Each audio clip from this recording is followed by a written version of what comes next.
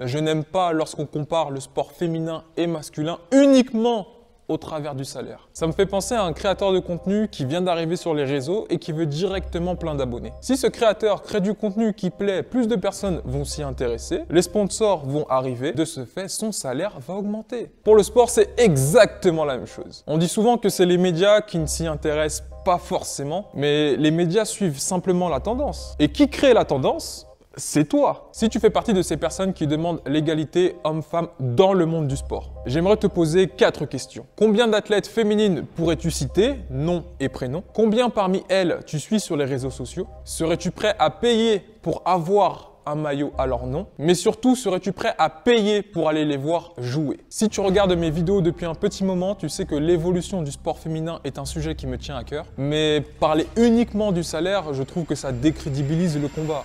Je n'aime pas lorsqu'on compare le sport féminin et masculin uniquement au travers du salaire. Si on prend l'exemple du Paris-Roubaix 2021 qui a pu voir naître sa première édition féminine, de nombreux articles se sont amusés à comparer les primes offertes chez les hommes et chez les femmes. Et du coup, j'ai demandé en story qu'est-ce que toi tu en penses. Et de nombreuses personnes se sont indignées face à l'écart colossal qu'il y a entre les primes offertes pour les deux genres. Alors oui, dans un monde idéal, on aimerait bien que tout le monde ait le même salaire. Mais la question que je me pose, c'est qui va leur reverser? On peut demander à l'État, mais il faudra être prêt à payer plus d'impôts. On peut également demander aux fédérations, mais il faudra être prêt à payer plus cher les licences. Après, on peut également demander à des partenaires privés, mais il faudra être prêt à payer ta place. Dans tous les cas, il faudra que tu payes quelque chose. Petite interro surprise, est-ce que tu connais le nom de la gagnante 2021 de l'édition du Paris-Roubaix? Si on prend l'exemple de Serena Williams, qui est une athlète très connue et reconnue, son salaire est nettement supérieur à plus de la majorité des athlètes masculins. Et d'ailleurs, dans le monde du tennis, si on prend l'exemple de Roland Garros,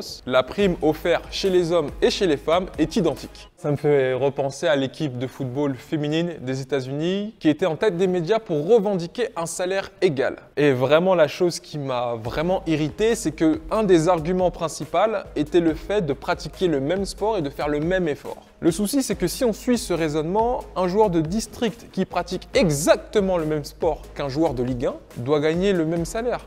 Mais ce n'est pas possible. Malheureusement, un sportif n'est pas payé pour l'effort qu'il fournit, il est payé pour l'engouement qu'il va créer. Et le plus dur, c'est pour les athlètes de petit niveau qui ne sont pas payés, qui n'ont pas de médecin, qui n'ont pas de staff technique.